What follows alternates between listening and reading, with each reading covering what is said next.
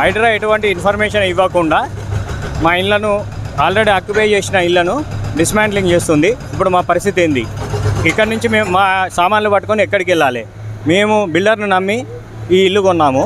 ఇల్లు కొన్న తర్వాత కూడా ఇప్పటివరకు కూడా మాకు ఎటువంటి ఇన్ఫర్మేషన్ లేకుండా, ఎటువంటి నోటీస్ లేకుండా సడన్గా పొద్దున వచ్చి బుల్డోజర్ని తీసుకొచ్చి మీ హౌస్ డిస్మాంట్లింగ్ చేస్తామని చెప్తున్నారు.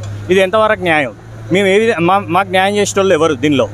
ఇప్పటివరకు కూడా ఎటువంటి ఆఫీసర్ కానీ ఎవరు పోయి అడిగినా కూడా ఎటువంటి రెస్పాన్స్ రావట్లేదు. మాకు బిల్డర్ మాకు అన్ని లీగల్గా డాక్యుమెంట్స్ ఉన్నాయి, అన్ని క్లియర్గా ఉన్నాయని చెప్పేసి మాకు ఇల్లు అమ్మారు.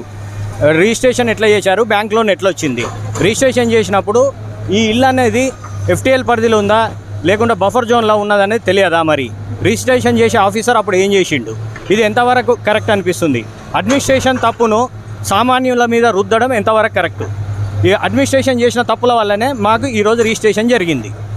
ఇది అడ్మినిస్ట్రేషన్ వైఫల్యమా లేకుంటే బిల్డర్ వైఫల్యమా లేకుంటే మీకు కొనడం చేసిన తప్ప? ఇది ఎంతవరకు న్యాయం?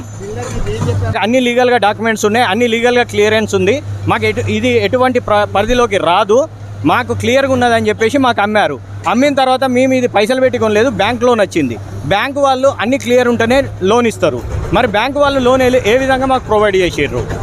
బ్యాంకు వాళ్ళకు లీగల్ ఒపీనియన్ లేని బ్యాంకు వాళ్ళు లోన్ ప్రొవైడ్ చేయరు. మరి బ్యాంకు వాళ్ళు లీగల్ ఒపీనియన్ క్లియర్ ఉన్నదని చెప్పినాకనే మాకు బ్యాంక్ లోన్ వచ్చింది. ఇది ఎంతవరకు మరి కరెక్ట్? అంటే ఇందులో ఈ అడ్మినిస్ట్రేషన్లో ఎంతమంది కలిసి మాకు మోసం చేసినారు? ఇది మాకు అంటే ఈ సిచ్యువేషన్ మాకు న్యాయం చేసేటోళ్ళు ఎవరు?